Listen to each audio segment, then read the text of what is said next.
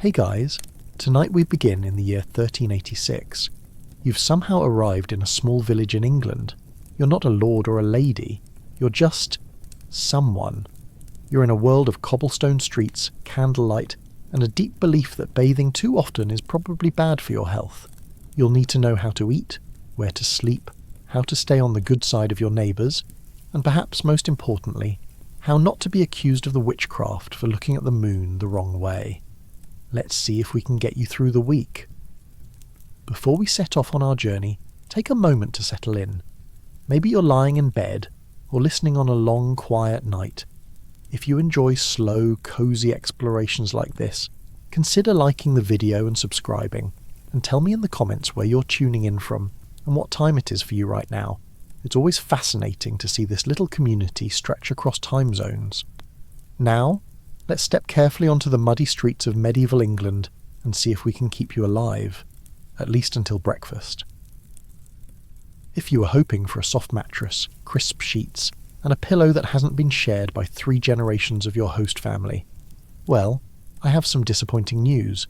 In medieval England, where you sleep is largely determined by 2 things: how much money you have and how much the local lord likes you, and you probably don't have much of either.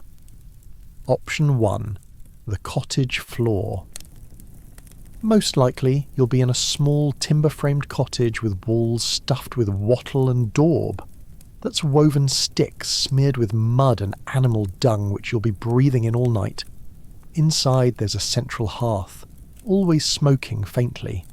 The smoke drifts up into the rafters and mostly out a small hole in the roof. Mostly. The floor is hard-packed dirt, perhaps covered with a scattering of straw. If you're lucky, there's a blanket. If not, you'll sleep in your clothes, boots and all, because taking them off means risking frostbite or theft. Option 2. The hayloft. If you're travelling and not entirely destitute, you might end up in a barn's hayloft. This is considered a step up from the cottage floor. The straw is cleaner, at least until the animals below decide the night is a good time to do their business. Hay is surprisingly comfortable, though it has a way of getting into places you will be finding it from for days. It also harbours the occasional rat, who may or may not be interested in sharing your blanket. Option 3. The Manor Hall.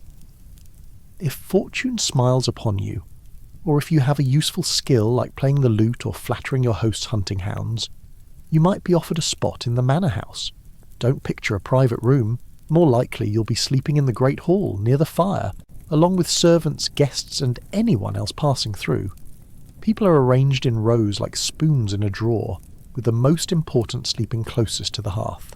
The fire burns all night, which is pleasant, until you realise that the air is thick enough with smoke to cure a ham. Your bedmate's privacy, as you know it, does not exist. You will be sleeping next to friends, relatives, strangers, and sometimes animals. Chickens often roost indoors for warmth. A family pig might be tethered nearby. This is both an excellent foot warmer and a terrible alarm clock. Bed sharing is normal, even between people who have just met. Don't read too much into it. Heat is a precious commodity, and if you're cold, you'll be grateful for another body beside you, no matter how much they snore. Now let's talk about your uninvited bedmates. Fleas, lice, and the occasional bedbug. They are everywhere, no matter your social class. Wealthy people may have better bedding, but their sheets are still washed infrequently enough to develop their own small ecosystems. If you're lying in a heap of straw, expect tiny legs on your skin before the night is over. The good news is that everyone else has them too, so no one will judge you for scratching. The bad news is, you will be scratching. A lot. Nights are quiet in a way you might not be used to. No traffic, no hum of electricity. Just the sound of wind rattling shutters, dogs barking at shadows, and the occasional drunk making his way home from the alehouse. Inside you'll hear the creak of timbers, the shifting of your fellow sleepers, and the crackle of the fire. These sounds are constant companions in the dark, and if you're lucky, they'll lull you to sleep. Let's imagine for a moment that you're a lord or lady. Your bed is a wooden frame with a straw or feather mattress, covered with woolen blankets, and perhaps even a fur coverlet. You'll have a tester bed with curtains, not for romance, but to keep out the cold draughts. A warming pan, a metal dish filled with hot coals, may be slipped under your bedding before you retire. You will still have fleas, there are no alarm clocks, but you'll still be awake with the sunrise, or earlier if the rooster feels ambitious. If you're a labourer, you rise when the Lord's bell or horn calls you to work. If you're a guest in a manor, you rise when your host does, or risk being considered lazy, a terrible reputation to have. Either way, the first thing you'll do upon waking is take stock. Do you still have your shoes? Is your cloak still on? And has anyone stolen your bread? Congratulations, you survived the night. Now comes the hard part, surviving the day. Now I should warn you, when you imagine medieval food, you might think of heaping tables groaning under the weight of roast boar, golden pies and honeyed fruits. That was true. If you were a king, or at least had a title that came with land, servants and your own herald. For everyone else, the vast majority of England's population, meals were a rather more humble affair. Most days, your culinary adventure would begin and end with pottage. Think of pottage as the medieval version of whatever's in the kitchen goes in the pot. It was a stew of vegetables, grains, and perhaps, if the gods of fortune smiled upon you, a scrap of salted meat. The recipe varied not by preference, but by what you had, or what the local market stall hadn't sold to someone else first. Some pottage was thick and hearty, others so thin you could almost see your reflection in it, assuming the broth wasn't cloudy from yesterday's cooking fire ash drifting in. Bread would be a daily staple as well, though probably not the fluffy white loaf you might be picturing. White bread existed, but only for the wealthy. For you, it's rye or barley bread, often heavy and a little sour. The coarser the flour, the darker the bread, and the more likely it was to have a little texture from stray husks, or a few bonus bits of grit from the millstones. That grit was not just unpleasant, it would also wear down your teeth over the years, so if you ever wondered why medieval skulls sometimes have very flat molars, well, there's your answer. And then there's the matter of drink. You may be tempted to reach for a nice clear cup of water, but in medieval England, water was, shall we say, suspicious. In towns especially, drinking water straight from a river or well could be an efficient way to spend the rest of the week in very unpleasant circumstances. Instead, most people drank ale, not the strong pub-style ale of today, but a weaker, low-alcohol version called small beer. It was safer than water, mildly nourishing, and socially acceptable at breakfast, lunch and dinner. Even children drank it, though it's unlikely they were slurring their words at the table, unless, of course, they'd gotten into the good caste by mistake. On the off chance that meat is on the menu, brace yourself. In the absence of refrigeration, meat often arrived a little past its prime. Medieval cooks were adept at disguising this fact. Spices, vinegar, and heavy sauces could cover a multitude of sins. Pepper, cinnamon, and cloves were imported luxuries, but worth their weight in gold for their ability to make questionable mutton taste interesting, rather than hazardous. There's a reason so many medieval recipes read less like cooking instructions and more like elaborate alchemy. As for table manners, well, don't expect forks. They existed, but outside of Italy their use was rare and often considered pretentious. You'll be eating with a spoon, a knife, and your fingers. Everyone shares from common serving dishes, so double dipping is inevitable, and wiping your hands on the nearest dog is not out of the question. Plates, when they exist at all, are often slabs of stale bread called trenchers, which soak up the juices and are either eaten at the end or fed to the servants, beggars, or livestock. If you're worried about hygiene, don't. People did wipe their hands before eating, but washing might involve little more than dipping fingertips in a communal bowl of lukewarm water.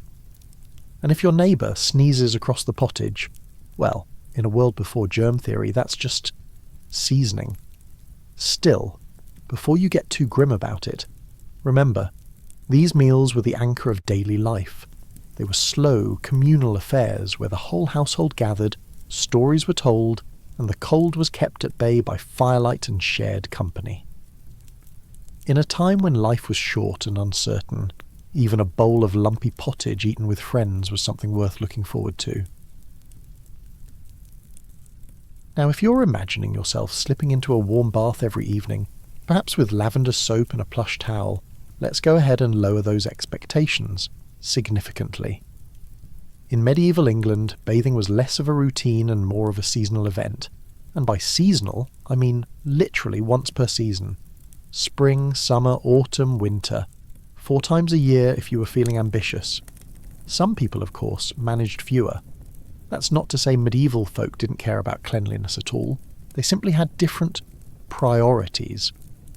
Much of the year, washing meant a brisk splash of cold water on your face and hands in the morning, perhaps followed by a vigorous rub with a coarse linen cloth.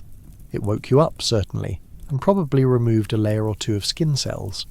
Soap, when it could be found, was not a luxury product, but a harsh, utilitarian block made from animal fat and lye, often so caustic it could strip the colour from fabric, and perhaps from your hands if you weren't careful. The lye came from soaking ashes in water, a process that sounds rather more like an accident than a recipe. Still, if it removed the dirt, no one complained too much. Interestingly, being too clean could actually raise suspicion. A person who appeared freshly bathed and sweet-smelling might be thought vain, wasteful, or, oddly enough, immoral. After all, why go to such lengths unless you had something to hide? Monks and nuns were sometimes warned against excessive bathing, lest it encourage sinful thoughts. And so, in many communities, a faint aroma of wood smoke, sweat and earth was considered entirely normal. Clothing played a large role in perceived cleanliness. You might not bathe your body, but you could launder your shirt, or at least rinse it in cold water and beat it against a rock. Linen undergarments were prized for their ability to absorb sweat and protect outer garments, which were far more expensive and rarely washed. People believed this was sufficient for hygiene, and in a way they weren't entirely wrong. Medieval medical theory linked illness more to bad air than to germs. Of course, there were public bathhouses in some towns, though they had mixed reputations. Some were perfectly respectable, offering a warm soak for a small fee. Others doubled as meeting places for less wholesome activities, which might explain the church's occasional disapproval. Still, on a chilly winter's night, the temptation of a steaming wooden tub must have been strong, especially for those who had spent weeks trudging through mud. And so, your medieval bathing experience might go something like this. You wait until the season changes, gather wood to heat a copper cauldron of water, and pour it into a wooden tub lined with linen. If you're fortunate, the soap will not burn too badly.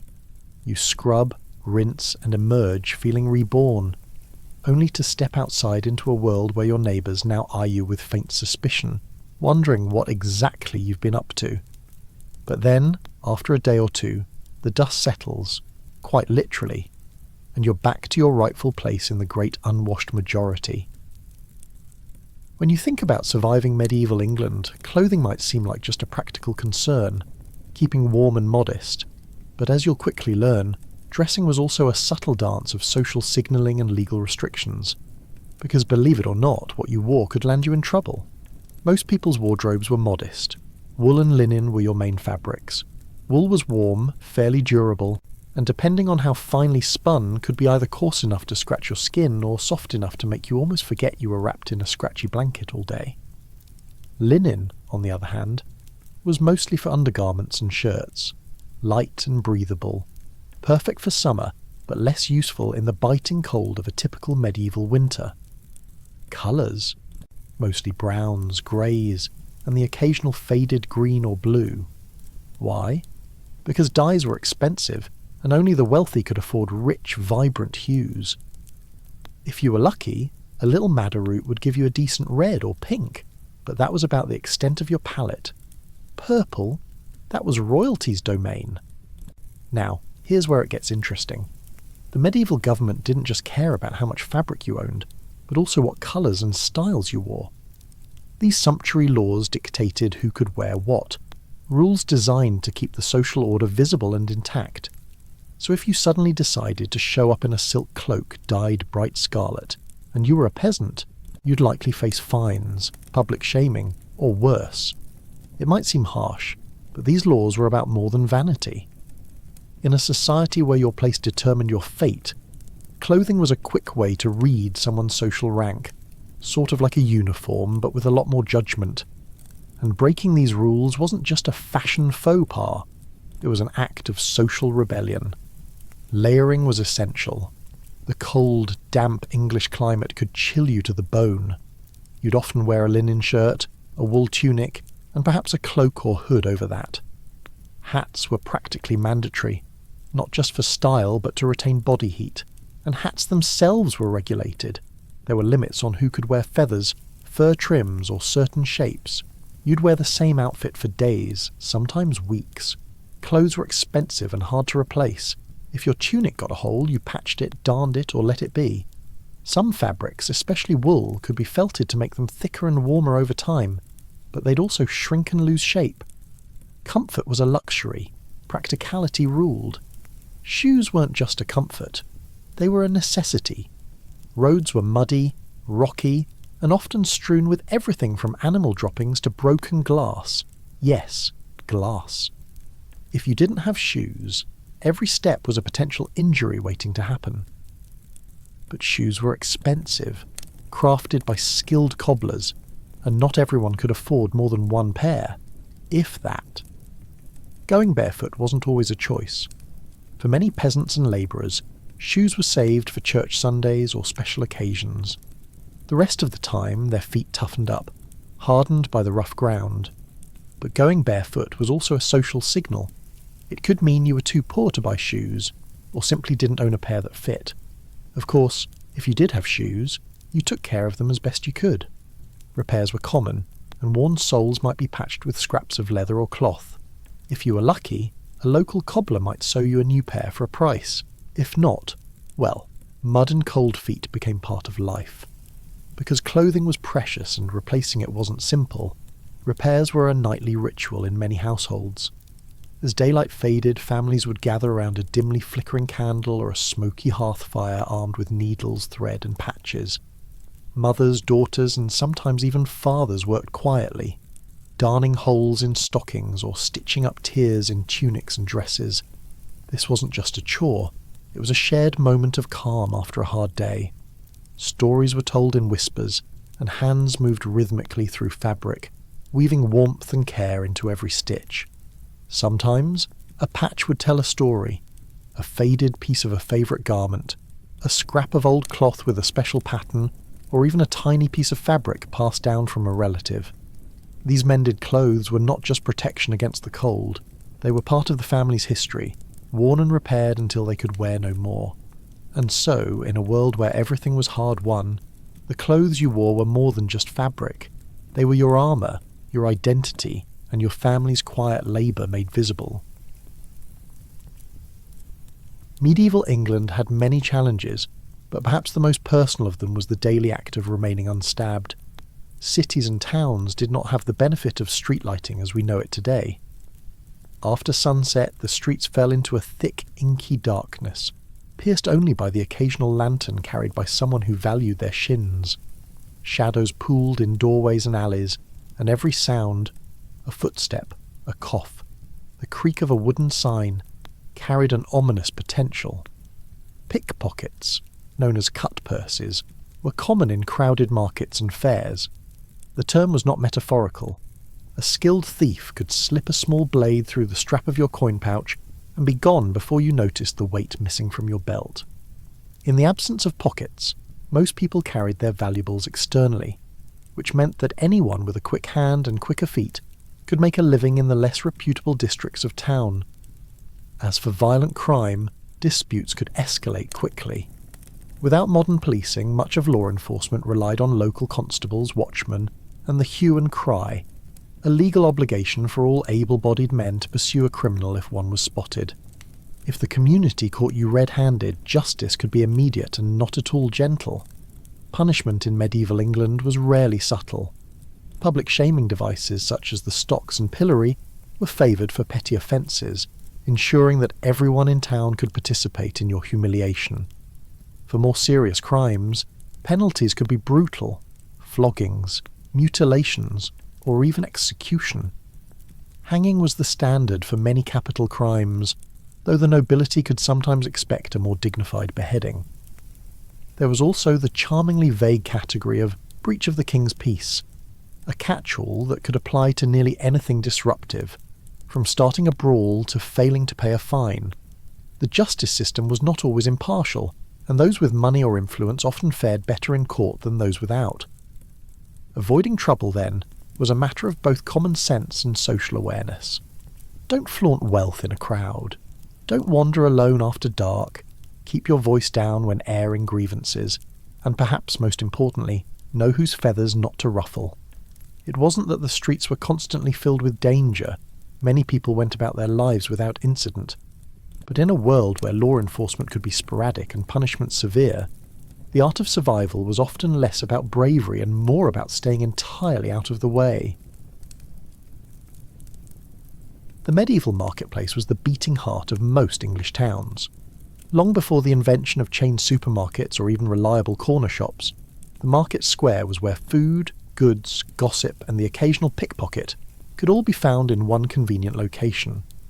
Most market days were scheduled once or twice a week, with larger fairs held seasonally. On these mornings the square would come alive early, with traders setting up their stalls under the watchful eyes of the town bailiff. Merchants arranged their goods on trestle tables, carts, or simply on blankets spread over the cobblestones. Those with more money, or more ambition, might have a canopy to shield themselves from rain or sun. Those without made do with dampness, wind, and a hopeful smile. If you were buying in the medieval marketplace, haggling was not only acceptable but expected. Prices were rarely fixed. You began by asking the price of something, knowing full well it was inflated for the sake of negotiation. The seller would respond with a number that implied both the rarity of the item and the crushing personal hardship they would endure if they let it go for less. The dance continued. You expressed polite disbelief, they sighed heavily, and, after some verbal fencing, you might meet in the middle. If you were skilled, or particularly bold, you could walk away entirely, prompting the seller to chase after you with a suddenly more reasonable offer. Haggling wasn't just about money. It was a form of social interaction. Sellers and buyers recognised each other over time, and the negotiation often included updates on family matters, weather complaints, and comparisons to how things were in the old days, which were almost always better. Markets had rules. Weights and measures were regulated by law, but enforcement was another matter. To prevent fraud, the local authorities kept official reference weights in the guild hall or market house. Sellers were supposed to match these exactly. Many did. Others, however, became masters of honest-looking dishonesty. Common tricks included hollowing out the base of a weight to make it lighter, while still appearing full-sized, or subtly bending a measuring stick so a yard was not quite as long as advertised. Liquids could be sold in jugs with thick bases to reduce volume, and grain could be fluffed to appear more generous before being tamped down after payment. Buyers learned to keep a wary eye and, if possible, bring their own measures for comparison. Complaints could be made to the bailiff or reeve, but unless you were particularly wronged, or well-connected, justice might be slow and not worth the trouble. The market was also where the medieval town's social network came to life. Without newspapers, radio, or anything even faintly resembling a smartphone, the square was where you went to hear the news, meet friends, or pass on messages. Royal decrees might be read aloud from the steps of the market cross. Travellers would bring stories from other towns, and gossip travelled from mouth to mouth faster than any official proclamation. Marriage arrangements could be discussed here, as could hiring for seasonal labour. Musicians and street performers sometimes worked the crowd for coins, though their performances could be cut short if a moralising preacher decided to compete for attention nearby. And if you wanted to see everyone you knew in a single afternoon, you didn't have to scroll, you just had to stand near the bread stall and wait. Markets were lively, but not without hazards. Crowds made an excellent hunting ground for cut purses, and the jostling could leave you lighter in the pouch without realising it. Livestock sales added an extra layer of unpredictability.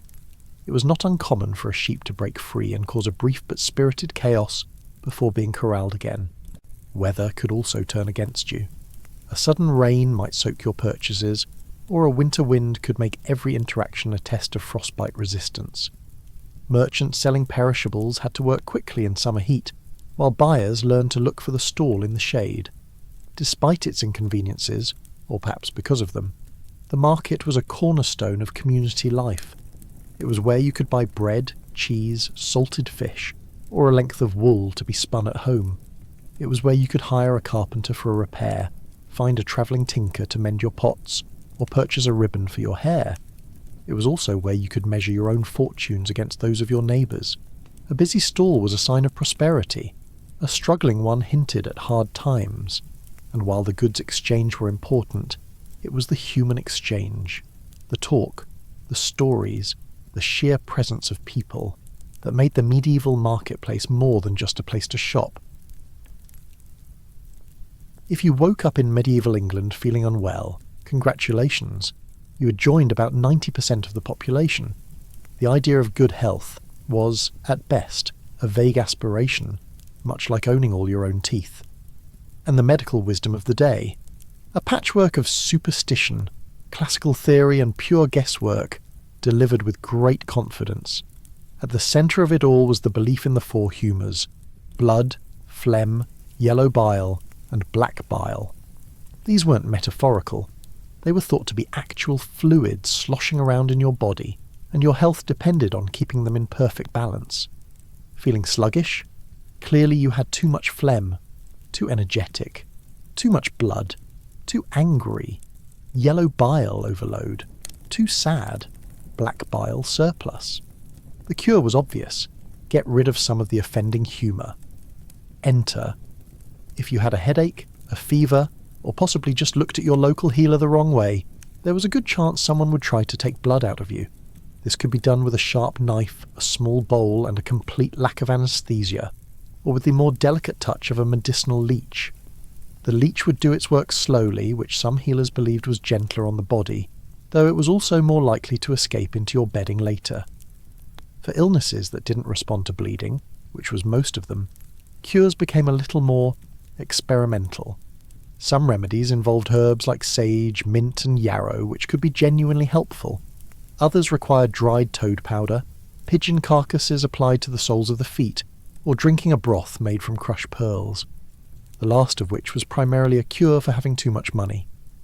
Garlic was a popular remedy for just about everything, from coughs to warding off evil spirits. It did little for either, but it did ensure people kept a healthy distance. Surprisingly, some medieval health advice was actually sound. Fresh air, moderate exercise, and keeping waste out of drinking water were all recommended, in theory. In practice, waste disposal systems were rudimentary at best, and moderate exercise often meant 12 hours of manual labour. Bathing, while viewed with suspicion in some circles, could be prescribed as a treatment for aches, fevers, or skin conditions. The water would of course be reused by multiple people, which meant you might emerge with more ailments than you went in with. Illness wasn't just a physical matter. Many believed that sickness could be the result of sin, a punishment from God, or the influence of demons. This meant that prayers, pilgrimages, or donations to the church were considered legitimate forms of treatment. While the physical effects were negligible, the placebo effect might have been surprisingly strong, and the church certainly appreciated the extra revenue. The most effective health strategy in medieval England wasn't so much curing illness as avoiding it altogether. This meant steering clear of strangers during outbreaks, eating food that wasn't obviously spoiled, and not injuring yourself in ways that could lead to infection, which was nearly everything. If you survived childhood, avoided plague years, and didn't work in a particularly dangerous trade, you might just live long enough to complain about your joints like everyone else. Travel in medieval England was not for the faint of heart, or the slow of foot. Before trains, buses and sat-navs, you relied on your own two legs, a good horse, if you could afford one, and a healthy mistrust of strangers. The open road was often less a picturesque stroll through rolling fields, and more a prolonged exercise in trying not to get stabbed, robbed or lost. First, there was the question of where to walk. Roads were often little more than muddy tracks worn by years of cartwheels and livestock hooves. They were uneven, narrow, and occasionally disappeared into swamps without warning. Bridges, where they existed at all, were usually owned by someone who demanded a toll to cross. Those unwilling or unable to pay might have to ford a river instead. a decision that often ended in soggy clothes and the smell of wet wool for days. Then there were the people along the way. Not everyone on the road had honest business. Bandits were a real threat, and while they were not lurking behind every bush, the fear of them was enough to keep travellers in groups whenever possible. If you couldn't afford to travel with armed guards, the next best thing was to travel with someone who looked like they could be robbed more easily than you. Inns were few and far between, and quality varied wildly. Some were run by respectable families offering beds, ale, and a warm fire. Others were thinly disguised traps, run by innkeepers who worked with local thieves. Sleeping in a locked room was no guarantee your belongings would be there in the morning, unless you chose to sleep on top of them, which many did. For the budget traveller, monasteries were a safer bet. They often offered food and shelter to those in need, though the catch was that you'd be expected to join in prayers at awkward hours and eat in near silence while monks read scripture at you. Still, the chance of being mugged in a monastery was delightfully low. When it came to navigation, medieval maps were more works of art than practical guides. Distances were vague, proportions fanciful, and dangerous places were sometimes marked with whimsical monsters. More often than not, your best guide was word of mouth, though local advice was not always accurate. "It's just over the hill" could mean 10 minutes, or half a day. If you were travelling for trade, you had the added challenge of protecting your goods. Coins jingling in your purse were an open invitation to trouble. So many merchants stitched them into their clothing or hid them in secret compartments in their carts. Some went so far as to carry bags of pebbles to jingle instead, creating the illusion of wealth without the actual risk. In short, the key to surviving medieval travel was to stay alert, avoid unnecessary risks, and accept that no matter how careful you were, you might still arrive at your destination muddy, broke, and several days late. But at least you'd have a story to tell, assuming you hadn't been robbed before lunch. In medieval England, the church was less an occasional Sunday commitment, and more a constant presence hovering over every aspect of life, much like an overbearing relative with divine backing. Whether you were a noble or a peasant, you were expected to live in harmony with the church's rules, attend its services and pay your dues, spiritual and otherwise. Let's start with the basics. Mass attendance. This was not optional. The rhythm of your week, and indeed your year, was set by the liturgical calendar. Sundays were for Mass. So were feast days, saint days, and the occasional extra services when the weather looked suspiciously like divine disapproval. Missing Mass without a good excuse, such as being deathly ill or inconveniently dead, was risky. The local priest kept track, and absence could bring fines, penance, or an uncomfortable conversation about the state of your immortal soul. Services were in Latin, which most parishioners did not understand. This was not considered a problem, as comprehension was less important than attendance. Your role was to be present, stand or kneel when prompted, and appear suitably devout. Dozing off was frowned upon, though common, particularly during long sermons. Some parishioners learned to perfect the art of the pious nod, a slow bow of the head that looked prayerful enough to disguise the fact that you were asleep. Then there were tithes, your annual religious tax. The church expected 1/10 of your produce or income. This could mean sacks of grain, livestock, ale, or, if you were lucky enough to deal in coin, actual money. Skipping or shortchanging your tithe was dangerous territory. Not only could the church take you to court, but your neighbours would also notice.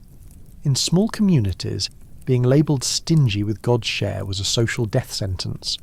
The priest might even bring up your stinginess from the pulpit, diplomatically of course, and everyone would know exactly who he meant. The real trouble, however, came with heresy. The definition of heresy was delightfully broad, encompassing everything from openly disagreeing with church teaching to asking too many awkward questions. Suggesting that perhaps the priest was mistaken, or that you could read the Bible yourself if only it were in English, could be enough to earn you a dangerous reputation. Heretics were not simply frowned upon, they were interrogated, imprisoned, and in serious cases burned. This was why it was safest to stick to the approved religious opinions and avoid debates entirely. If someone tried to engage you in theological discussion, the prudent response was to nod thoughtfully and change the subject to something safer. like the weather or the price of turnips. Even expressing unusual enthusiasm could be risky. Excessive zeal for certain ideas might draw suspicion, as fanaticism was sometimes considered a sign of heresy in disguise. Religious festivals, however, were a safer way to show your devotion. These events were equal parts piety and revelry, with processions, plays, and feasts. Participating in them, or at least being seen participating, was a public signal that you were firmly in step with the faith. It also provided opportunities to mingle, swap gossip, and occasionally enjoy wine under the forgiving eye of the saints. In short, avoiding trouble with the church was a matter of visible obedience, regular attendance, and a cautious approach to conversation. Pay your tithes promptly, show up to Mass, awake if possible, and keep any revolutionary theological insights to yourself. In a society where the church was both your spiritual guide and one of the most powerful political forces in the land, survival often meant knowing exactly when to speak, and more importantly, when to stay quietly devout. You've survived the marketplace without being shortchanged. You've avoided the plague, at least for now, and you've managed to sidestep both the pickpockets and the parish priest's disapproving glare. It's time for something novel. Fun. Well, fun is a relative term in medieval England. There were no cinemas, no football, and no Netflix, though plenty of drama, sport, and binge-watching, if you define those words creatively. Instead, entertainment was communal, loud, sometimes violent, often muddy, and almost always tinged with a faint whiff of ale and animal dung. Before you dash off into the village green, though, remember, your idea of a good time might get you a fine, a beating, or a stay in the stocks. Medieval entertainment was as much about knowing the rules as breaking them. Let's explore some options that will help you pass the hours without ending up on the wrong side of a bailiff's cudgel. If you want to watch something without paying admission, head to the churchyard or the market square during a feast day. Mystery plays, named for the mysteries or miracles of the faith, were the Netflix of their time, though each episode lasted several hours, sometimes the whole day. These weren't just sermons on stage. Entire guilds would produce elaborate pageants, each focused on a different biblical episode, from Adam and Eve in the garden to the Last Judgment. The costumes were impressive for their time. Saints in robes, devils in red masks, angels with wings made of goose feathers, and the special effects could be downright dangerous. Smoke from pitchfires doubled as hell's brimstone. Trapdoors revealed the mouth of hell itself, usually a painted wooden dragon head that emitted a suspicious smell of burning straw. If you lived in a city like York or Chester, you could follow a cycle of plays performed on wagons that rolled from street to street. Imagine binging the entire Bible while walking between locations, grabbing a meat pie along the way. This was as close as the medieval world got to a theatre tour, and it was the highlight of the calendar for many townsfolk. A word of caution: laughing too loudly at the wrong moment, say during the crucifixion scene, could draw frowns or worse. The church was in charge, and you were meant to be edified as much as entertained. Not all medieval entertainment required bloodshed or divine intervention. For a more tuneful evening, you might find a minstrel performing at an inn, market, or noble feast. These travelling musicians carried their instruments, lutes, fiddles, small drums, and their repertoires, which ranged from bawdy tavern songs to tales of courtly love. A good minstrel could earn a living moving from hall to hall, trading songs for a warm meal and a bed in the hayloft. They were walking news sources too, bringing gossip from other towns and songs about recent battles or scandals. In this way, minstrels were part entertainer, part journalist, part rumour mill, but beware. Singing a politically dangerous song, say poking fun at a local lord, could land both minstrel and listener in trouble. It's generally safer to request something about Robin Hood or King Arthur, whose exploits were already comfortably in the realm of legend. When all else failed, there was ale. Medieval alehouses were the social centres of their villages and towns, serving as places to relax, hear news, and occasionally pick fights. Ale was safer to drink than water. Boiling during brewing killed off most nasty microbes, and it came in varying strengths. Weak ale for daily drinking, strong ale for festivals, and something halfway between for when you had chores the next morning. Alehouses doubled as informal community centres. Deals were struck here, marriages arranged and disputes settled. Sometimes amicably, sometimes with fists. If you were looking for a game, dice and simple board games like Nine Men's Morris were common. But gambling could get out of hand, and cheating at dice might leave you with fewer teeth than you arrived with. It's worth noting that ale drinking was not just a pastime for men. Women brewed much of it, ran ale houses, and joined in the drinking themselves. If you were lucky, you might find a skilled brewer whose ale was so good it was spoken of in the next village over.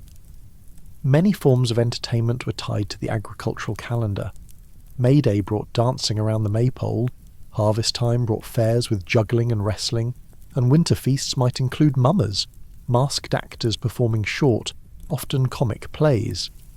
If you had the stomach for it, cockfighting was another spectator sport, though it was less organised than bear baiting, and for those who liked a little danger, there were fire festivals in which villagers carried flaming torches or rolled burning barrels downhill to purify the land. Health and safety regulations, needless to say, were non-existent. The line between harmless entertainment and criminal offence could be surprisingly thin. Public drunkenness, offensive songs, brawls in the street, gambling debts, these could all lead to a stint in the stocks. Dancing in the churchyard or playing games on Sundays might earn you a fine from the ecclesiastical court. The safest approach: enjoy the plays, listen to the music, sip your ale. Just don't heckle the players, spill the Lord's drink, or cheer too loudly when the bear gets the better of the dogs. Entertainment in medieval England was rarely passive. You stood for hours during plays, got jostled at tournaments, risked flying debris at animal fights, and drank your ale elbow to elbow with strangers. But in a world without screens, these moments of communal amusement were more than distractions. They were the glue that held communities together, and if you managed to enjoy yourself and avoid the stocks, you could count the day as a success. If you think surviving a medieval winter meant snuggling under a fluffy duvet with a hot chocolate, I have bad news.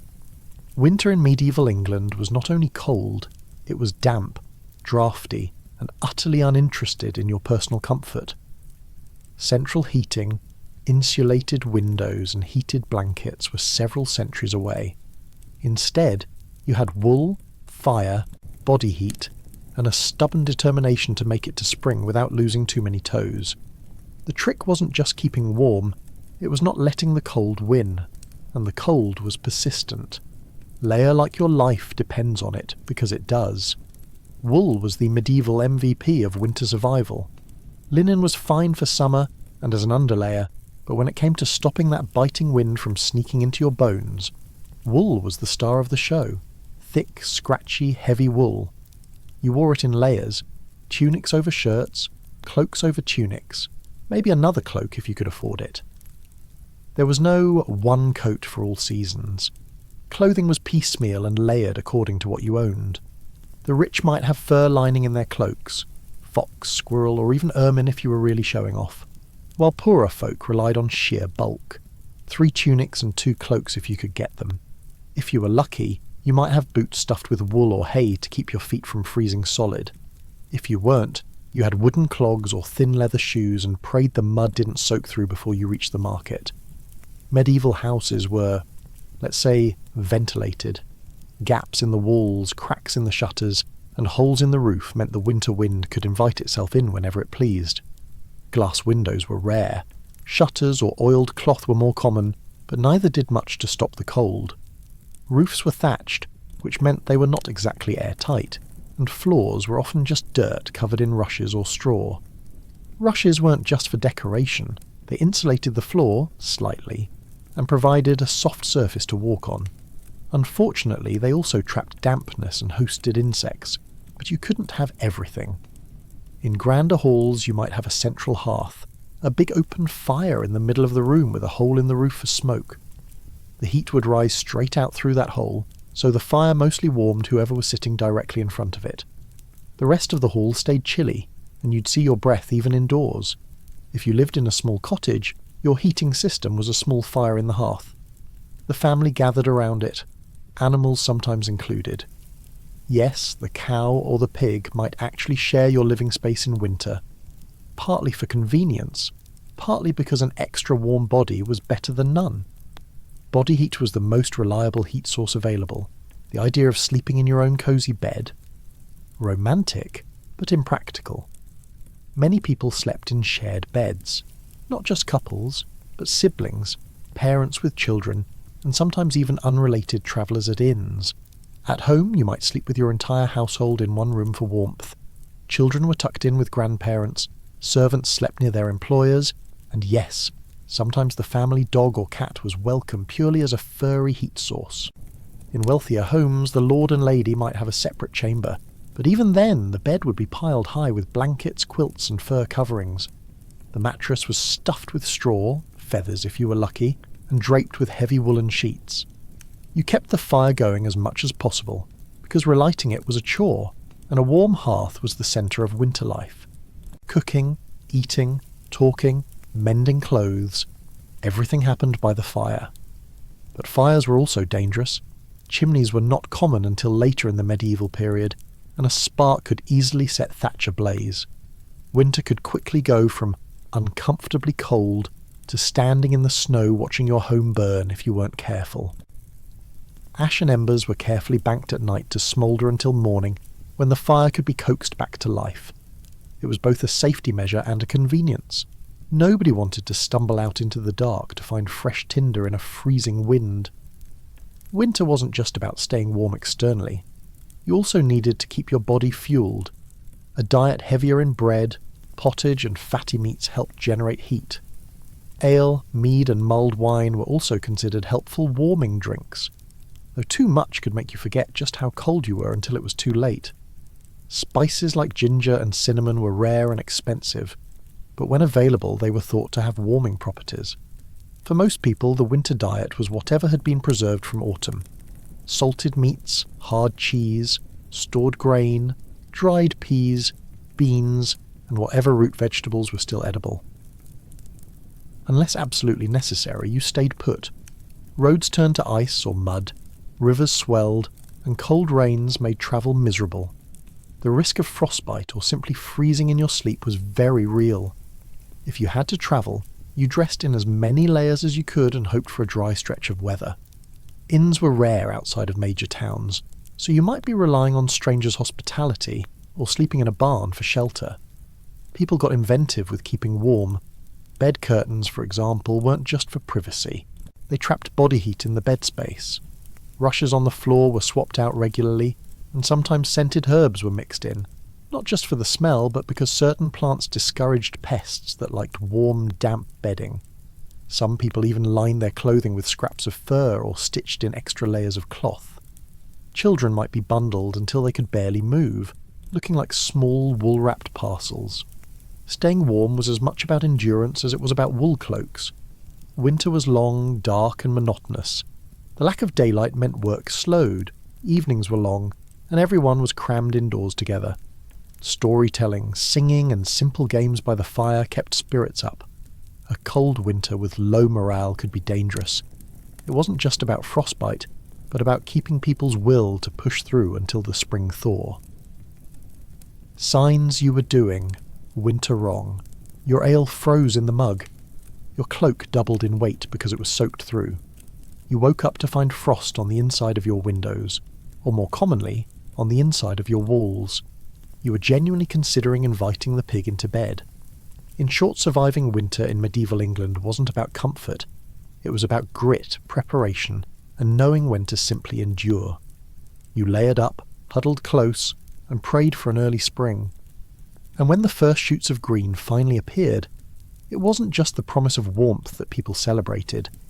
It was the victory of having made it through another year without freezing to death. Medieval England was not just cold and poorly lit. It was a breeding ground for diseases that would make even the hardiest modern germaphobe think twice before visiting. The infamous Black Death loomed in every generation's memory, but the plague was far from the only peril lurking in everyday life. Surviving medieval disease was less about miracle cures and more about dodging filth, rats, and a lot of bad advice. Everyone knows the story. Rats carried fleas, fleas carried plague, plague killed millions.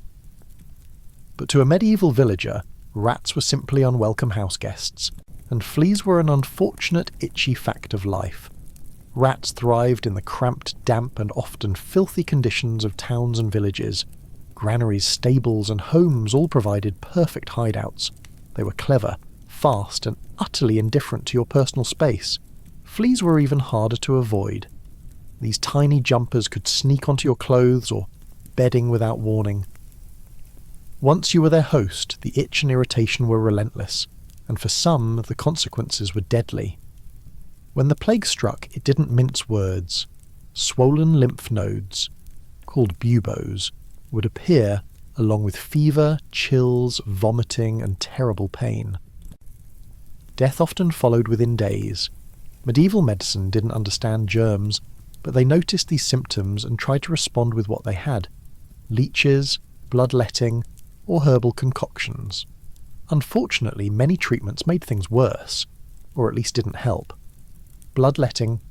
Doctors believed draining bad blood could rebalance the humours. This involved cutting a vein or applying leeches. It usually left patients weaker and more vulnerable to infection. Herbal remedies. Some plants like rosemary, sage, and garlic were used to ward off disease, mostly because of their pleasant smells, which were thought to purify the air. Did they work? Maybe a little, maybe not. Fumigation. Burning herbs and incense indoors was popular to cleanse the air. It might have masked foul odours, but it certainly didn't kill the plague bacteria or their flea carriers. Magic and prayers. Many turned to prayer, relics and pilgrimages, hoping divine intervention would spare them. While this comforted the spirit, it rarely saved the body. Ironically, water was often seen as suspect. Wells could be contaminated, and rivers were used as open sewers. Drinking water might carry its own diseases, so people sometimes preferred ale or wine. Even children drank weak ale, known as small beer, because it was safer. Bathing was infrequent, more on that in the next chapter, partly because of fears that water could open pores to disease. This belief contributed to the poor hygiene that helped spread illness. Quarantines were primitive but existed in some form. If someone was sick, neighbours might avoid them, or worse, force them to isolate in a hut or outside the village. However, since families often lived in crowded conditions, true isolation was rare. Travellers coming from plague-stricken areas were sometimes turned away or quarantined. Ports began implementing rudimentary controls in later medieval times, but overall, disease control was a matter of luck as much as anything else. While medieval standards weren't up to modern hygiene, some practices did help. Changing clothes, airing bedding, and burning rubbish reduced smells and possibly pests.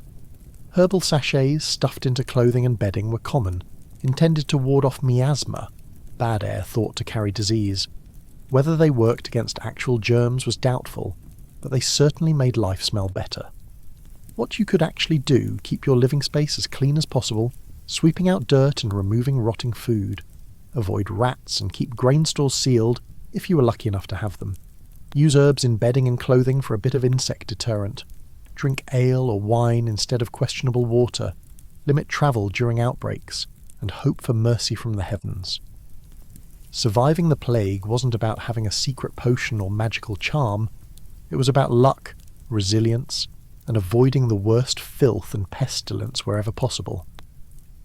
While medieval people had some wisdom about cleanliness and the importance of fresh air, their understanding of disease was limited. So if you find yourself wishing for medieval times, remember, avoiding death from plague, or anything else, was a full-time job with no guarantees.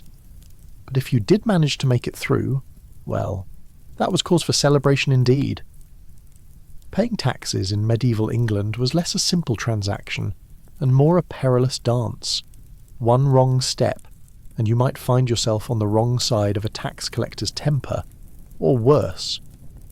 In a time without tax forms, online payments, or even reliable receipts, navigating the tangled web of tithes, tolls and levies was an art form that could make or break your year, or your neck. If you thought modern tax season was stressful, Try doing it with a sword-wielding bailiff at your door and the ever-present threat of losing your land, livestock or livelihood. Taxes weren't just a single line item. They came in many forms, often overlapping and confusing. Here are the main players in the medieval tax game. Tithes, the church's cut. 1/10 of your produce, income or livestock was owed to the local parish. Refusing to pay could mean excommunication, which was social death. Feudal levies. If you were a tenant or vassal, you owed labour or produce to your lord, sometimes instead of cash. Tolls and market fees. Travelling merchants and villagers paid tolls to cross bridges or enter towns, and market fees to sell their goods. Tallages and subsidies. Occasional taxes levied by the king or lord to fund wars or royal projects.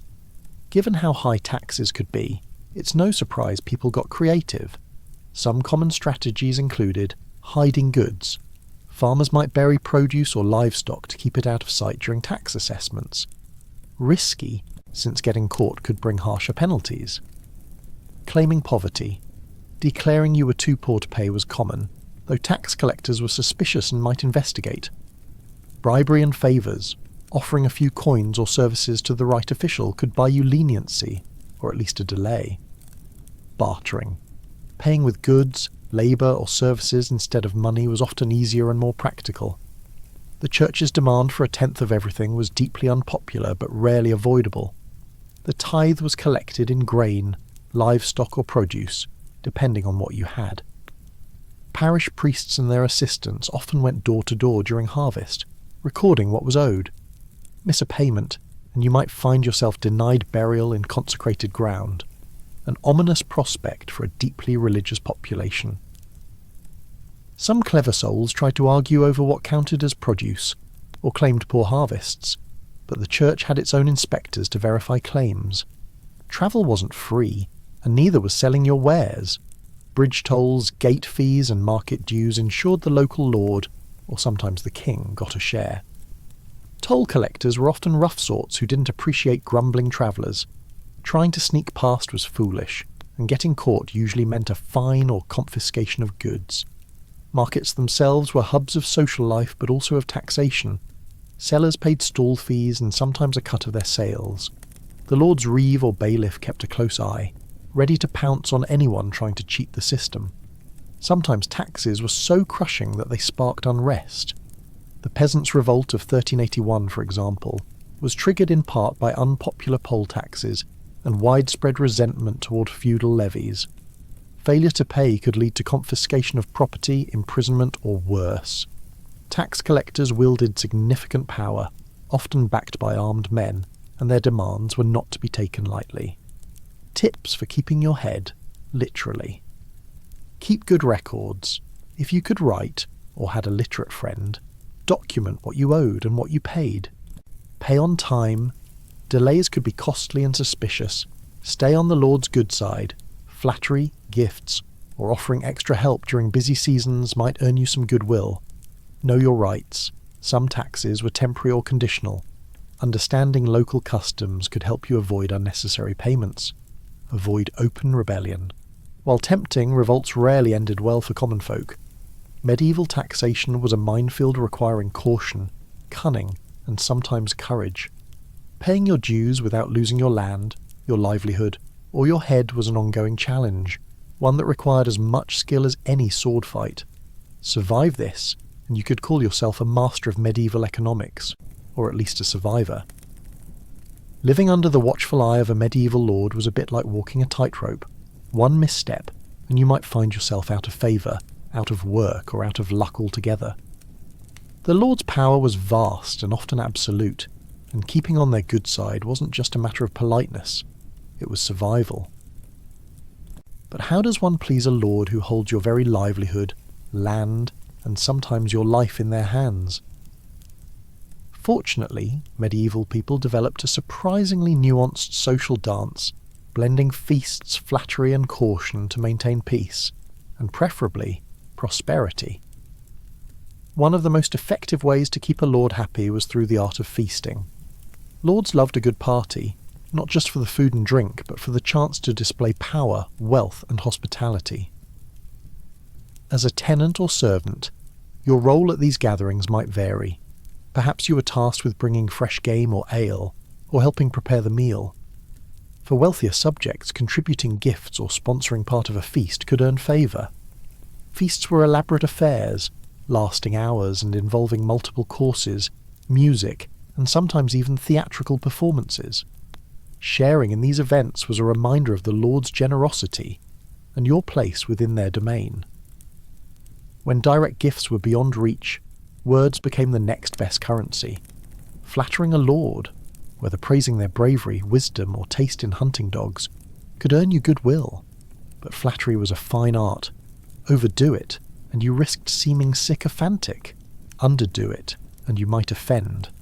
Compliments had to be sincere enough to be believable, but polished to highlight the Lord's strengths. Sometimes subtle reminders of your loyalty or the hard work you put into the estate could be woven into conversations, gently nudging the Lord's attention to your contributions. While keeping the Lord happy often involved careful praise, gossip was a double-edged sword. Sharing news, true or exaggerated, could bind you closer to the Lord's inner circle, or see you swiftly cast out. Spreading rumours about rivals or enemies might curry favour, but also created enemies.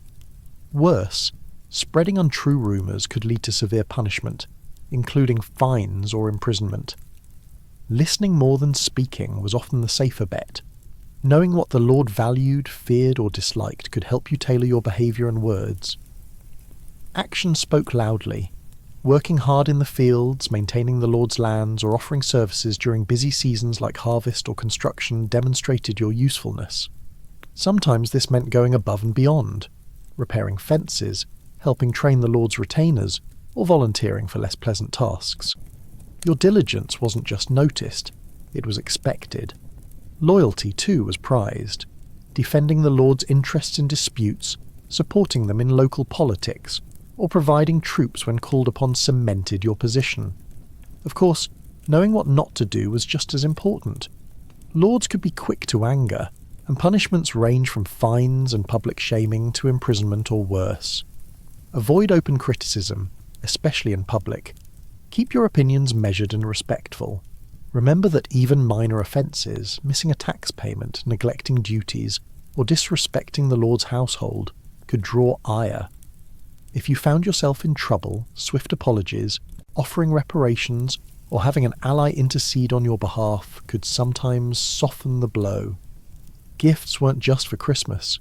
Offering the Lord small tokens, hunting trophies, fine food, or handcrafted items could keep you in their thoughts. While outright bribery was risky and frowned upon, subtle gifts were part of the social fabric.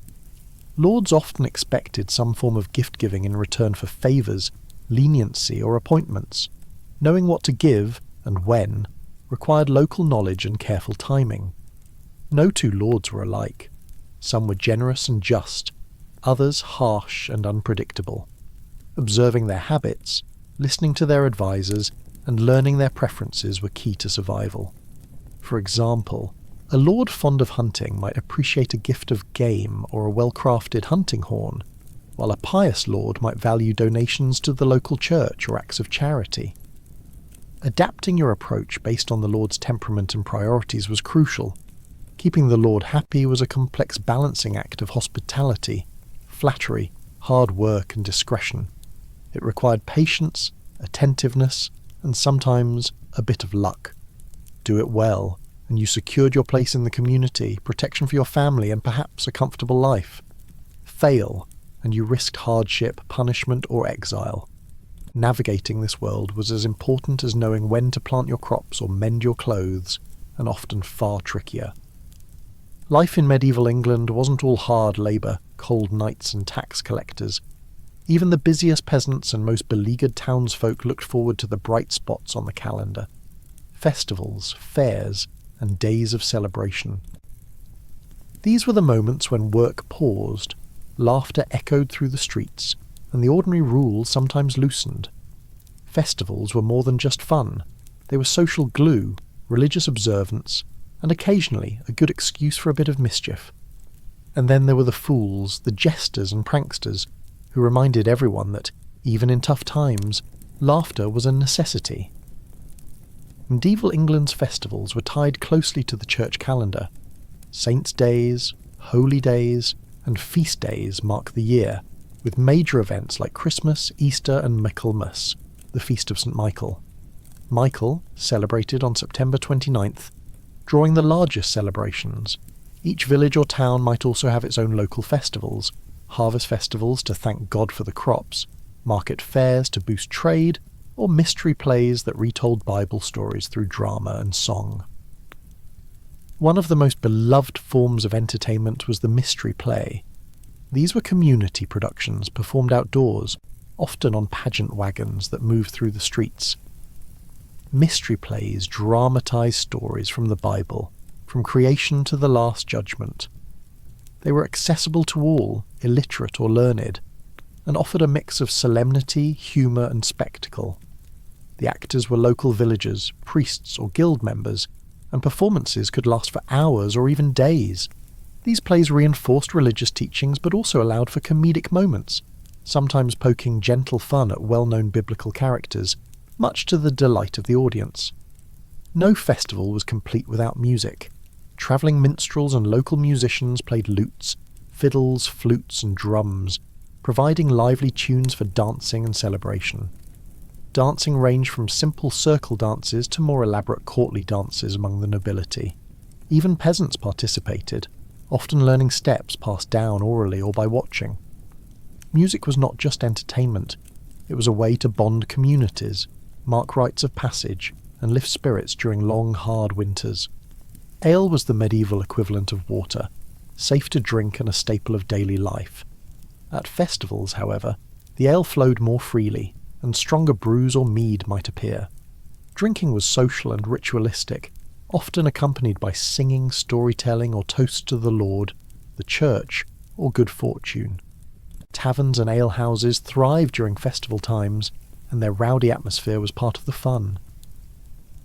But excess had its dangers. Overindulgence could lead to fights, public disorder, or worse, a night in the stocks. Every good festival had its fool, the jester, the clown, the prankster who could mock nobles, lampoon authority, and remind everyone not to take life too seriously. Fools used humour, satire, and slapstick to entertain. Their costumes were often brightly coloured and patchworked, with bells on their hats. They spoke truths wrapped in jokes, and sometimes carried a mock sceptre called a bauble.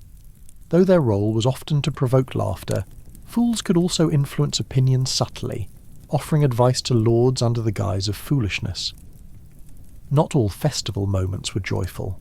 Crowds brought the risk of theft, brawls, and sometimes outbreaks of disease.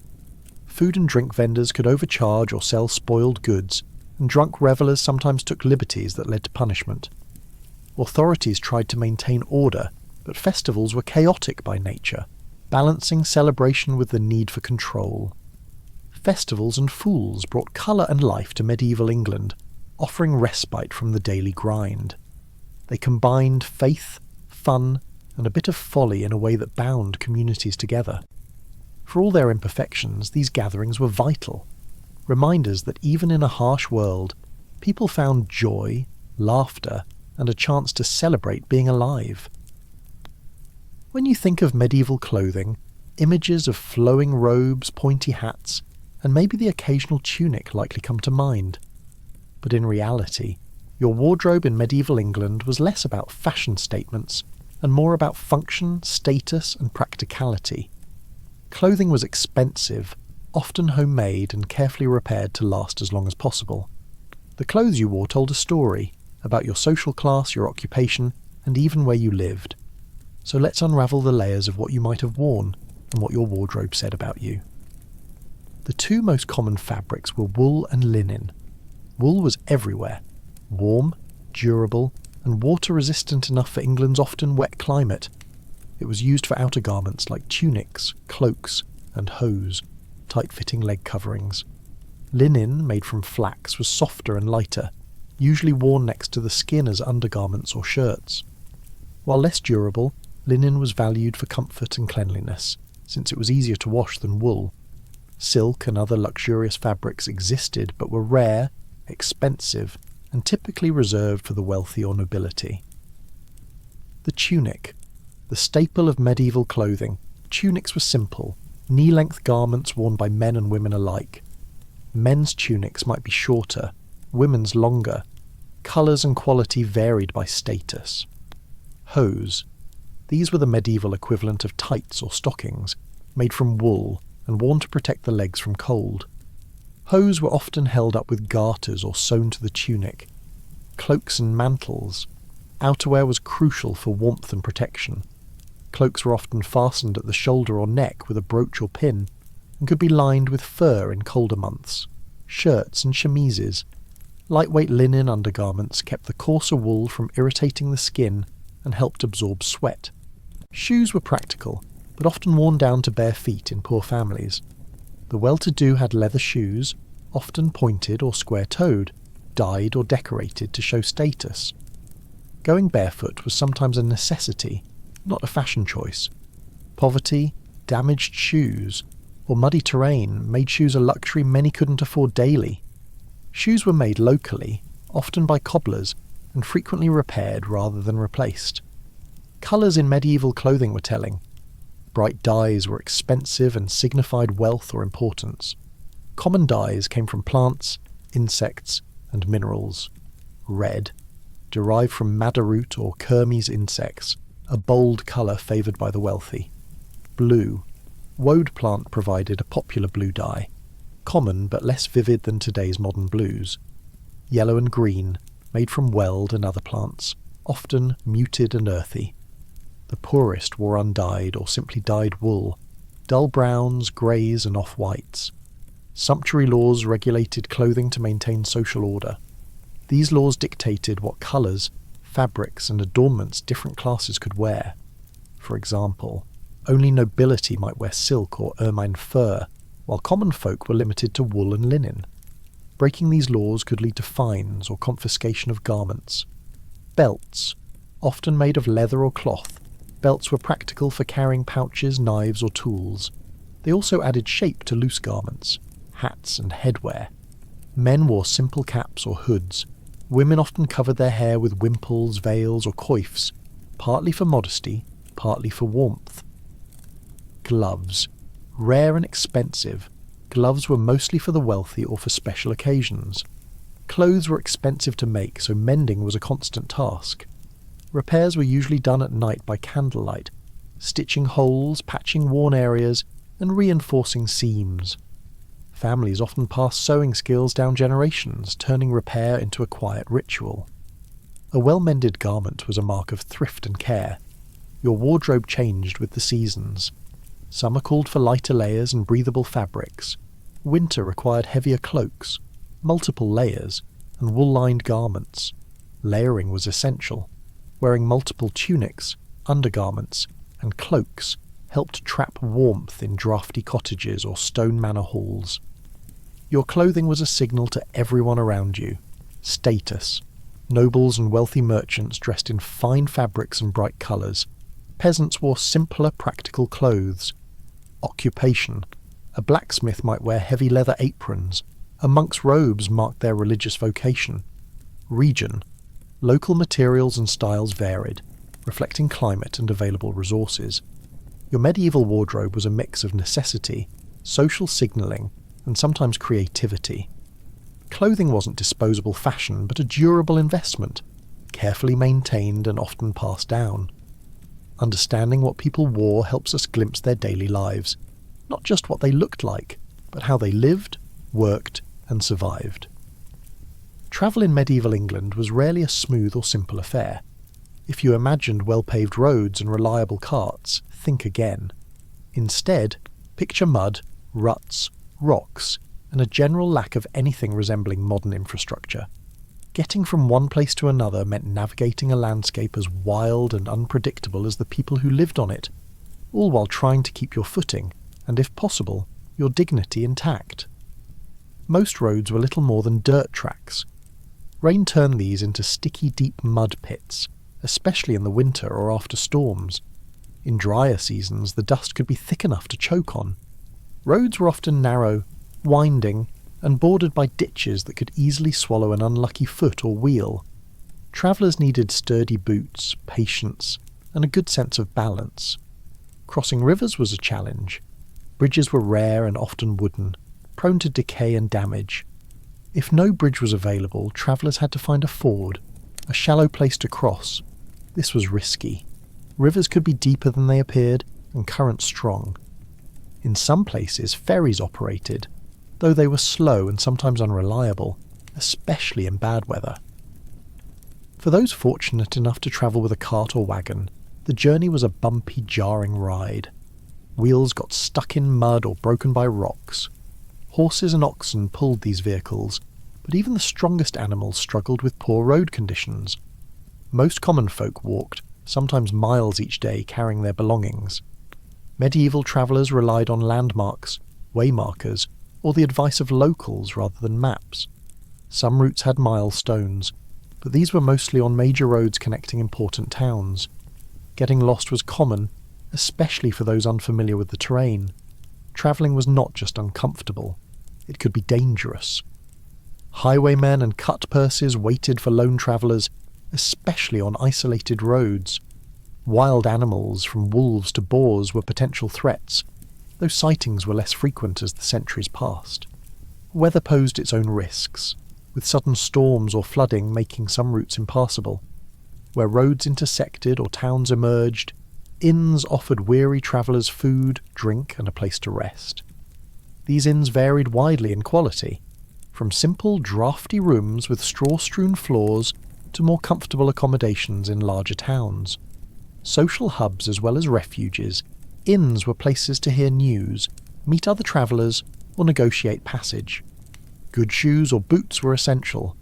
Leather footwear provided some protection from mud, stones, and cold. But shoes were expensive, and many travellers made do with worn soles or went barefoot, especially in warmer months. Blisters, twisted ankles, and sore feet were common complaints at journey's end. Winter travel was notoriously difficult. Frozen ground could be slippery, and snow-blocked paths. Spring brought muddy conditions as snowmelt and rain turned roads to quagmires. Summer and early autumn were the best times to travel, but even then storms could arrive suddenly. Travellers often moved in groups for safety and company. Caravans, pilgrim groups, or merchants banded together, deterring thieves and sharing resources. Asking locals for directions or shelter was common, but trust was earned, not given. Getting around medieval England was an adventure in endurance, patience, and caution. Roads were more suggestion than guarantee, and every step demanded attention.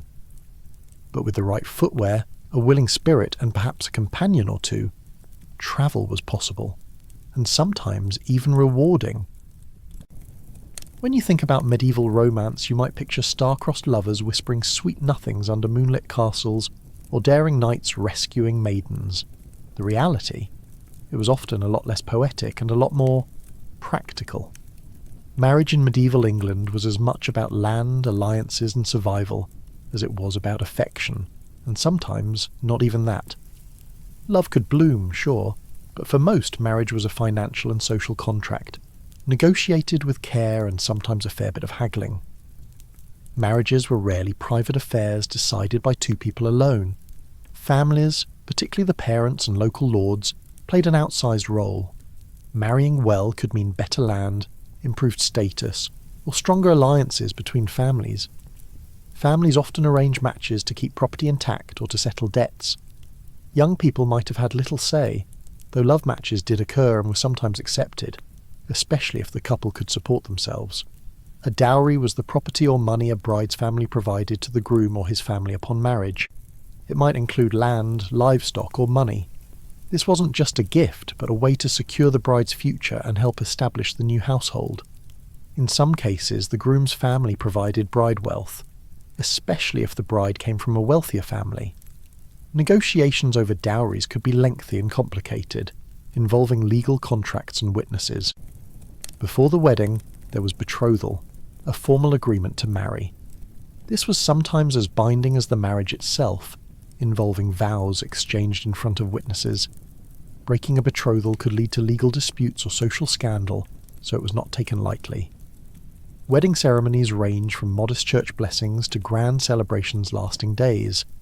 For common folk, a wedding might be a village gathering with food, music and dancing. Nobles had elaborate feasts, tournaments and gift exchanges, using weddings to display power and wealth. Marriage meant partnership and responsibilities. Husbands and wives managed households, raised children and worked together. But it also meant legal ties. Women's property often became their husbands', and women had fewer rights. Domestic disputes were common but private, with divorce nearly impossible. Romantic love did exist but was often expressed differently. Courtly love, a concept popular among nobility, involved admiration from afar, poetry, and idealized affection, sometimes separate from marriage. For common people, courtship might be more practical, but affection and companionship were still valued. Children born outside marriage faced social stigma, but were not always shunned. Sometimes, fathers acknowledged illegitimate children and provided support. Church law tried to regulate behaviour, but reality was often more forgiving. Widows had some legal rights, including managing property and choosing to remarry. Remarriage was common, partly for economic security. Widowers often remarried quickly to ensure heirs and household management. Love, marriage, and family ties were deeply intertwined with economics and survival in medieval England. While romance had its place, practical concerns often ruled. Understanding these financial arrangements sheds light on how people lived, loved, and built communities, even if it wasn't always the love story we imagine. If you ever find yourself feeling grateful for modern medicine, just take a moment to imagine what it was like to be sick in medieval England. The doctors were few, the remedies stranger than fiction, and the chances of surviving a serious illness, well, let's just say they weren't great. Medicine in medieval times was a curious mix of tradition, superstition, and whatever scraps of knowledge filtered down from ancient texts. It was part science, part magic, and all very experimental. The prevailing medical theory was based on the ancient Greek concept of the four humours: blood, phlegm, black bile, and yellow bile. Good health meant keeping these fluids in balance. If you were sick, the problem was usually an excess or deficiency of one humour. Doctors and barber surgeons would try to rebalance you by bloodletting, more on that later, purging or recommending special diets. Bloodletting was the go-to cure for just about everything, from headaches to fevers. Physicians believed removing bad blood could restore health. This often meant cutting a vein or applying leeches to suck blood, sometimes in large quantities. If you're feeling squeamish, you're not alone. While bloodletting sometimes helped with certain conditions, it was often overused and weakened patients further. Herbal medicine was widespread, with plants like chamomile, sage and lavender playing starring roles. Some remedies had real benefits. Willow bark contains a chemical similar to aspirin, for example. Others were less helpful. Mixtures of strange ingredients, from crushed bones to animal parts, were common. You might find recipes for potions promising everything from fertility to protection against evil spirits. Medicine wasn't just about physical treatments. Illness was often seen as a punishment from God or the work of evil spirits. Prayers, charms, and pilgrimages to holy sites were part of healing. Amulets and relics said to have healing powers were carried or worn. This spiritual side of medicine was vital, providing comfort if not cures. Doctors were rare and expensive. Barber surgeons handled everything from tooth extractions to amputations, usually without anesthesia. Apothecaries prepared and sold herbal remedies and potions, sometimes with dubious ingredients. These professionals had varying degrees of training, and the quality of care depended a lot on luck. When plagues or epidemics struck, isolation was sometimes attempted, though understanding of contagion was limited. Quarantine, as we know it, was primitive, often enforced with rudimentary measures. Cities might burn incense or ring bells to ward off evil, symbolic gestures more than effective medicine. Some popular cures sound downright strange today. Placing a live frog on a wart, wearing a necklace of dried toads, drinking mixtures containing human urine or dung. These odd remedies were born of desperation and tradition. In the end, surviving medieval illness often depended on luck, a strong constitution, and good care from family or community. Many diseases we now treat easily were deadly back then. Understanding medieval medicine shows us how far we've come, and how much humans have always fought to survive. Medieval England was a world full of mystery, where the line between the natural and supernatural often blurred.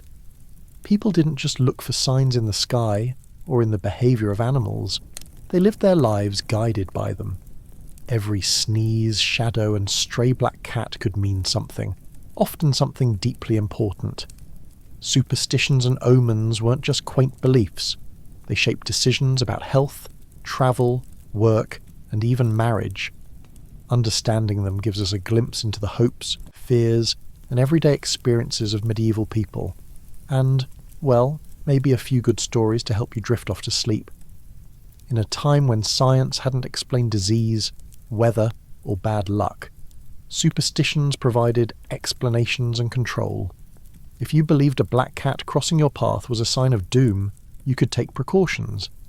These beliefs offered comfort in a world full of uncertainty, giving people ways to understand and sometimes influence their fate. Black cats.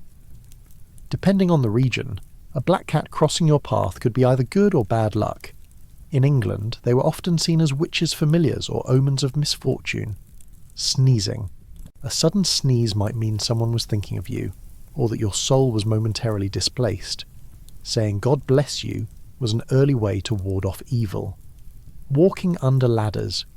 This was considered unlucky, possibly linked to the ladder forming a triangle, a sacred shape, that should not be broken. Spilling salt. Salt was precious and symbolized purity. Spilling it could bring bad luck unless you threw a pinch over your left shoulder to blind the lurking devil. People watched animals and weather for signs. Birds flying into a house were bad omens. A robin's song at night meant death was near. A hare crossing your path could foretell danger. Thunder during the day might mean divine anger. These signs helped people make decisions, from when to plant crops to whether to postpone a journey. Witches were feared as sources of harm and bad luck. People believed curses could cause illness, crop failure, or accidents. Some villagers carried charms or talismans to protect themselves. Accusations of witchcraft could tear communities apart, especially during times of stress. To fight bad luck, people used amulets, objects believed to hold protective powers, often worn around the neck. Herbs, plants like rosemary, sage and garlic were hung in homes or carried to ward off evil. Holy water and prayers. Religious rituals were combined with superstition for protection. Superstitions around life events. Birth. Certain days or times were lucky or unlucky for childbirth. Marriage. Weddings avoided specific days thought to bring bad fortune. Death. Omens warned of impending death, like a crow's call or a sudden chill. Superstitions and omens shaped medieval life in subtle and profound ways. They reflected a deep connection to nature, faith, and the unseen world. While many might seem strange today, they offered hope and a meaning to a world full of unknowns, and maybe a few things to ponder as you settle in for the night. When you imagine medieval England, you might picture women tending fires, baking bread, or spinning wool, and you wouldn't be wrong. But women's lives went far beyond the hearth, weaving through the very fabric of their communities in ways big and small, visible and subtle. Their roles were shaped by social class, local customs, and the endless rhythms of work and family. Some women stayed close to home, others travelled markets or even managed estates. Whatever their daily tasks, their influence was undeniable, even if history didn't always record their stories in full. For most women, managing the household was a full-time job. This meant not just cooking and cleaning, but also collecting water and firewood, making and mending clothes, caring for children and the elderly, brewing ale, an essential household craft. Their work ensured survival, often under tough conditions, and involved a surprising range of skills and knowledge. In rural communities, women worked alongside men in fields and barns. They planted, harvested and processed crops, tended livestock and preserved food for winter. During busy seasons, entire families pitched in to meet deadlines dictated by the land and weather. Many women served as midwives, guiding childbirth with experience passed down through generations. They often doubled as healers, using herbal remedies and folk knowledge to care for their families and neighbours. Their skills were invaluable, especially when formal medical care was rare or inaccessible. Some women ventured beyond the home, selling goods at markets or fairs. From baked goods and textiles to livestock and crafted items, women's trade helped keep local economies humming. Widows in particular often ran shops or small businesses, sometimes gaining surprising independence. Women of higher status might oversee large estates or households. They managed servants, finances and supplies, tasks requiring leadership and savvy. Some even acted as patrons of the arts or intermediaries in political matters. While women faced legal and social restrictions, limited property rights, exclusion from many trades, and expectations of obedience, they found ways to negotiate and sometimes push boundaries. Their roles varied widely by region, class and circumstance, revealing a complex and resilient picture. Women in medieval England were far more than the quiet background of daily life. They were workers, managers, healers, and sometimes entrepreneurs, quietly holding communities together through their labour and care. Understanding their lives helps us appreciate the full texture of history, the ordinary courage, and the everyday magic that sustained a world long gone. In medieval England, the idea of education wasn't what we think of today. Schools as we know them were rare, and learning was a privilege mostly reserved for a select few. For most people, knowledge was passed down through experience, oral tradition, and practical skills rather than textbooks or classrooms. Still, education took many forms, and the ways people learned reveal much about medieval society, its values, its limits, and its surprising curiosities. Who got to learn? The majority of people, peasants, labourers, and even many artisans, never learned to read or write. Life was busy enough without formal schooling. Education was mostly reserved for clergy, monks, priests, and nuns were among the few who mastered reading Latin, the language of the church and scholarship. Nobility. Young nobles might receive tutoring in reading, writing, music, and sometimes foreign languages. Merchants. Some merchants learned basic literacy and numeracy to manage accounts and trade.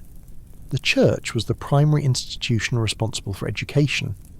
Monasteries, cathedral schools, and some parish schools taught future priests and occasionally boys from noble families. Lessons focused on Latin, religious texts, and some arithmetic, often delivered through rote memorization. For most, education meant preparing for a religious life or serving the church in some capacity.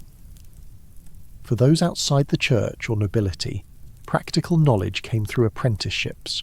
Young boys, and sometimes girls, would learn a trade or craft by working alongside a master artisan.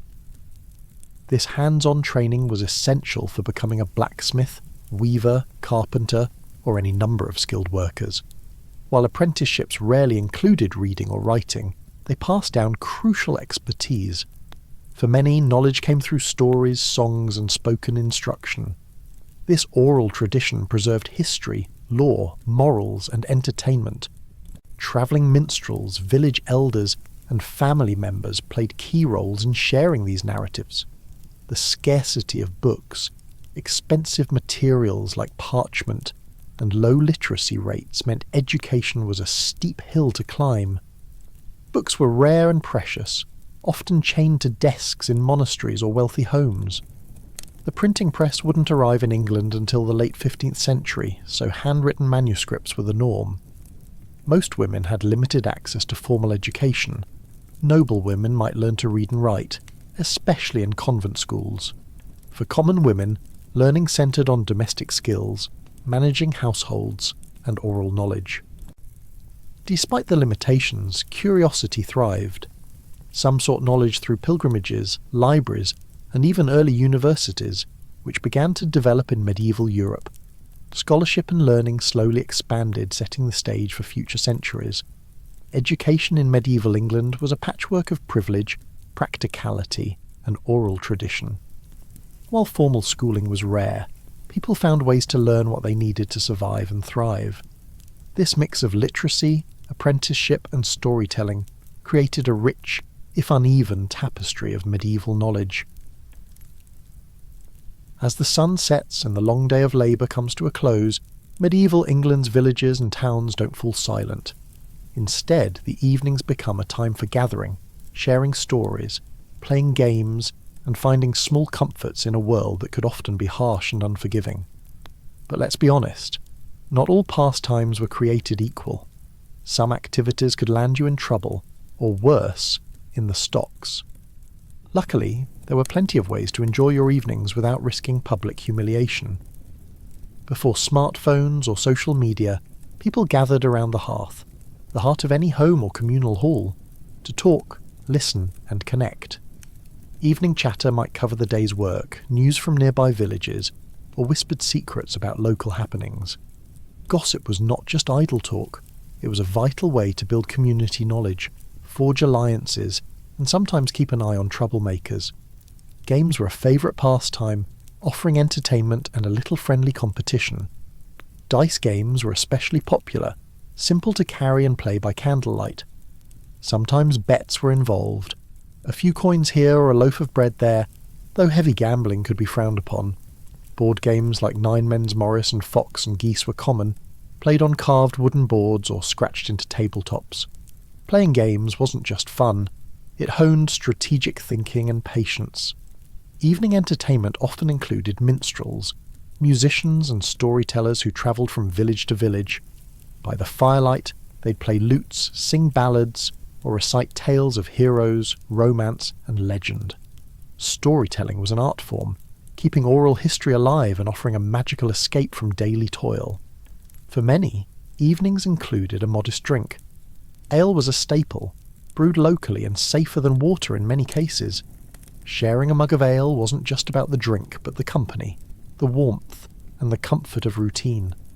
Quiet reflection or prayer often followed, a moment of peace before the night deepened.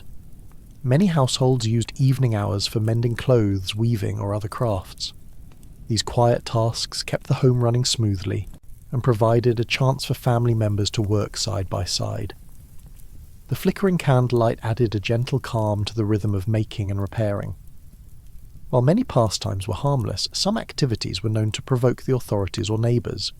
Public drunkenness, loud disputes, or games that led to fighting could result in a trip to the stocks or a night in the local jail. It paid to know your limits and enjoy the evening's pleasures with a bit of moderation. Evenings offered a precious chance to relax, share laughter, and feel part of a community. In a time without electricity, entertainment was simple but meaningful, centered on people and shared experience. This rhythm of work and rest shaped medieval life, grounding people in their daily routines and relationships. Surviving medieval England. It's not the kind of phrase that conjures images of grand battles or heroic quests, at least not the kind you might see in movies or novels. Instead, survival here meant something quieter, something far more stubborn, simply making it through the days and nights, with all their hardships, discomforts, and occasional small moments of joy. We've travelled through this world together, stepping into damp cottages with floors that welcomed stray animals, feeling the scratch of wool blankets, and hearing the crackling of the hearth fire that served as a family's heartbeat. We've tasted pottage and rye bread, knowing that meals were often humble, sometimes questionable, and yet sustaining. We've glimpsed the struggles of staying clean, when bathing was a rare luxury, and the delicate art of keeping lice and fleas at bay was a daily battle. In medieval England, the challenges of daily life were constant. There were no conveniences like central heating, running water, or supermarkets filled with fresh food at every hour. Instead, survival depended on routine, on knowing the seasons, the land, and the people who lived around you. Work was often backbreaking and from sun up to sundown. But the people who lived in this world were survivors not because they were stronger or luckier, but because they understood something essential. Life's pace was slow and steady, and endurance mattered. Your shoes might be worn through, your hands cracked from labour, and your clothes patched so many times they were almost unrecognisable. But you learned to carry on. You learned to make do, to barter, to share what little you had. One of the most vital lessons we've seen is that medieval survival was rarely solitary. It was a communal affair.